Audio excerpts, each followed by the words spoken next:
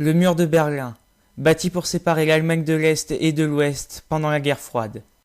À l'Est, les Russes, et à l'Ouest, les Américains. L'Allemagne est cassée, divisée, pour qu'elle ne déclenche pas d'autres guerres. Mais est-ce une bonne solution? Du côté Est, les Allemands n'ont rien. Ils survivent comme ils peuvent. Les habitants de l'Ouest sont beaucoup aidés par les Américains. Mais dans les deux côtés, personne n'a le droit de passer le mur. En effet, des gardes sont postés près du mur et repoussent quiconque essaie de le traverser. À l'ouest, il y a la RFA et à l'est, la RDA. Beaucoup d'Allemands de la RDA veulent passer vers la RFA en prenant les villes de Prague, Varsovie, etc. Du 24 juin 1948 au 12 mai 1949, Staline instaure le blocus de Berlin. Tous les transits terrestres et fluviaux entre Berlin-Ouest et l'Allemagne de l'Ouest sont coupés. Alors avec toutes ces contraintes, comment le mur a-t-il pu s'effondrer aussi soudainement?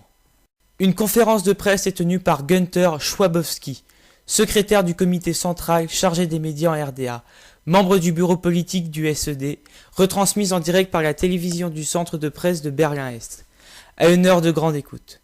À 18h57, vers la fin de la conférence, Schwabowski lit de manière plutôt détachée une décision du Conseil des ministres sur une nouvelle réglementation des voyages, dont il s'avère plus tard qu'elle n'était pas encore définitivement approuvée ou, selon d'autres sources, ne devait être communiquée à la presse qu'à partir de 4 heures le lendemain matin, le temps d'informer les organismes concernés. Après les annonces des radios et télévisions de la RFA et de Berlin-Ouest, intitulées « Le mur est ouvert », plusieurs milliers de Berlinois de l'Est se pressent au point de passage et exigent de passer. Alors, dans la nuit du 9 novembre 1989, les Berlinois prennent des pioches, des marteaux pour détruire le mur. Maintenant, après avoir mis le contexte, je vais interroger un de mes proches pour savoir comment il a réagi sur tout ça, comment il l'a appris. Donc je vais l'interviewer sur ce qu'il a ressenti. Par quel média l'as-tu appris? Eh bien, par la télévision. Par la télévision, à cette époque, tout passait par la télévision avec 3 chaînes. Et à ce moment-là, je n'étais pas trop impliqué dans l'histoire, etc., si ce n'est effectivement les grandes guerres. Et puis d'un coup, à la télévision, on s'aperçoit que aux informations, il y avait des gens qui étaient montés sur le mur, ils étaient en train de casser le mur, des personnes qui passaient par-dessus, des gens qui s'embrassaient, de la musique, et même des gens qui cassaient des morceaux de mur et qui les mettaient dans leur poche en se disant voilà, je suis en train de vivre une histoire incroyable. Et voilà, tous les journaux en parlaient, la télévision, voilà, c'était un moment assez incroyable, assez improbable. Pas bien mesurer à cet instant-là ce qu'on était en train de vivre, enfin ce que moi j'étais en train de vivre, mais quelques jours après, je me suis rendu compte qu'il s'était passé quelque chose de vraiment important pour la liberté. Comment t'as ressenti cela du coup? Eh bien, une grande joie, vraiment une grande joie, beaucoup de bonheur. Ces images, évidemment, de personnes qui s'embrassaient, qui se retrouvaient, j'ai pris conscience que la ville avait été coupée en deux et j'imagine les familles séparées depuis des années se sont retrouvées enfin libres de pouvoir vivre ensemble. Et moi, ça m'a fait énormément de bien. J'ai trouvé ça vraiment très agréable. Vraiment beaucoup de plaisir. T'avais quel âge lors de l'événement? Alors, j'avais 24 ans. 24 ans. Voilà, 24 ans. J'étais assez impliqué dans la vie culturelle à ce moment-là. Donc, j'allais beaucoup dans les concerts, beaucoup de groupes de rock, etc. Les Allemands étaient très impliqués aussi dans la culture musicale, notamment Nina Hagen, qui était justement une grande révolutionnaire sur le mur, sur la séparation des peuples, etc. Ouais, j'ai bien aimé cette période. Alors, est-ce que tu sais comment s'est déclenché l'événement? Pourquoi soudainement le mur il s'est effondré comme ça? Bon, j'ai pas bien Non, je ne connaissais pas les éléments déclencheurs. Bon, je sais qu'il y avait une grande tension entre les Américains et la Russie, cette notion de guerre froide. Mais j'étais jeune, alors j'avais plutôt envie de m'amuser, de sortir. Je n'ai pas bien suivi les tensions politiques de cette époque. Je sais que euh, les mouvements polonais étaient un peu impliqués. Voilà, mais je n'ai pas bien suivi tout ça. Non. D'accord. Tu te souviens ce que tu faisais à ce moment-là? Oui, j'étais étudiant en Angleterre. J'étais à l'université au nord de Londres. Et c'était assez intéressant parce qu'effectivement, dans cette université, il y avait beaucoup d'étudiants européens, donc des Français, des Allemands, des Italiens, bien sûr, des Anglais, et des Chinois, beaucoup. Et du coup, c'était assez sympa de pouvoir partager cet événement avec d'autres étudiants européens. On était tous super contents.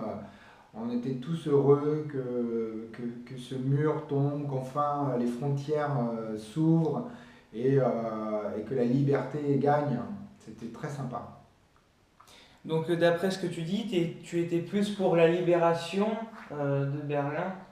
Oui, bien sûr, toujours été pour l'Ouest, finalement, ma culture, mon éducation est basée sur la liberté d'expression, sur la liberté de circulation. On a toujours pu prendre notre voiture et aller n'importe où, n'importe quand, sans dire à qui que ce soit. On voulait aller en Italie, en Allemagne, en Angleterre, au Danemark, partout. On allait partout sans juste une carte d'identité, on traversait les frontières, c'était formidable.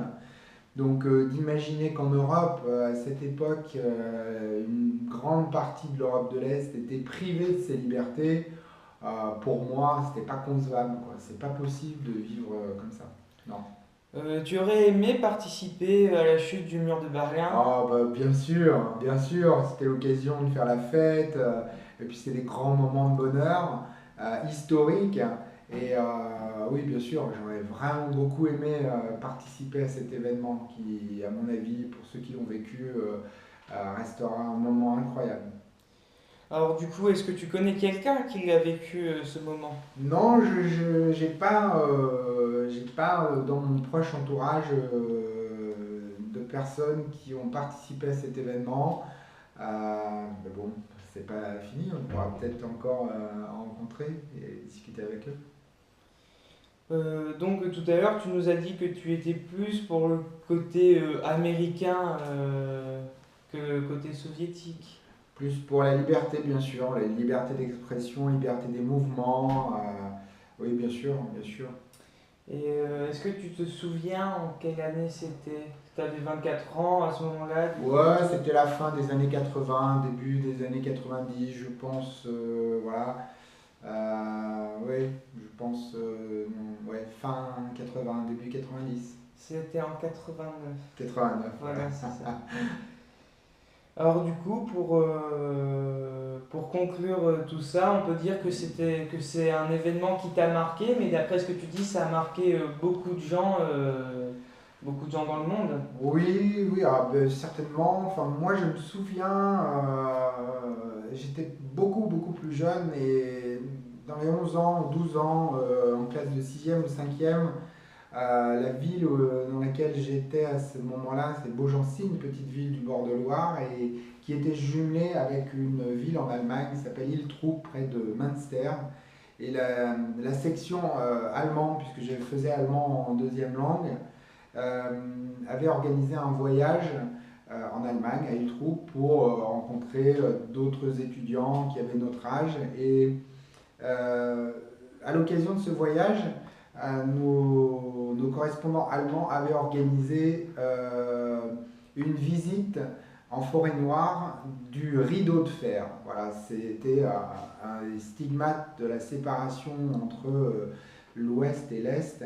Et c'était la première fois que voilà, je voyais des barbelés avec des chiens, des miradors armés, des panneaux, des no man's land. pour moi, c'était carrément irréel. J'imaginais un état de guerre, mais qu'est-ce qui pouvait bien se passer de l'autre côté, quoi. Et c'est vrai que je m'en souviendrai toujours de cette balade, de cette visite où vraiment là, j'ai pris conscience que il y avait des gens qui étaient pour moi en prison, quoi. Ils étaient emprisonnés dans un pays et je crois que c'était vraiment le cas. Ils ne pouvaient pas sortir, ils ne pouvaient pas s'exprimer. Euh, les milices qu'on appelle la Stasi à l'époque observaient les lignes téléphoniques, contrôlaient toute communication, forme d'expression artistique, etc. Inconcevable à mon sens, inconcevable. Voilà, c'est un souvenir qui me restera effectivement marqué. Et puis, bien évidemment, la chute du mur a libéré tout ça. Oui. Parle-nous de ton histoire avec les Hongrois. Ah oui, alors il y a un grand festival de musique en Hongrie tous les étés. Et j'ai rencontré un couple donc de Hongrois qui avaient mon âge et donc ont vécu avant la chute du mur, donc dans la partie plus communiste, et bien sûr après, puisqu'ils ont vécu la chute du mur. Et euh, évidemment, ils m'ont exprimé le fait que pour eux c'était très difficile en tant que jeune d'avoir 20 ans dans un pays où on peut pas circuler librement, on ne peut pas s'exprimer, etc. Et dès que le mur est tombé, pour eux, ce couple, ils sont montés dans leur voiture et ils ont traversé toute l'Europe pour aller à la pointe la plus extrême de l'Ouest, c'est-à-dire vers Brest. Et ça a été la première réalisation qu'ils ont faite. Dès que le mur est tombé, ils sont montés dans la voiture, ils ont roulé jusqu'au bout sans s'arrêter. Pour eux, ça restera un des plus beaux souvenirs. Et je trouve que c'est un vrai message de liberté, une vraie célébration de la chute du mur. Et ça aussi, ça restera en moi gravé. Vive la liberté. Ouais, merci d'avoir répondu à mes questions. Je t'en prie.